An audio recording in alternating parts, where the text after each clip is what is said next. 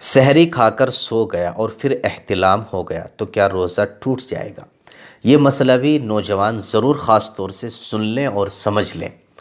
دیکھیے، اگر آپ سحری کھانے کے بعد میں سو جاتے ہیں اور سونے کی حالت میں پھر آپ کو احتلام ہو جاتا ہے، تو احتلام ہونے سے آپ کے روزے پر کوئی فرق نہیں پڑتا۔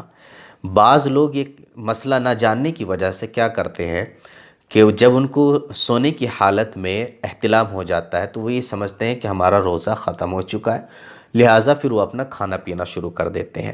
تو مسئلہ نہ جاننے کی وجہ سے وہ اپنے روزے کو خراب کر لیتے ہیں۔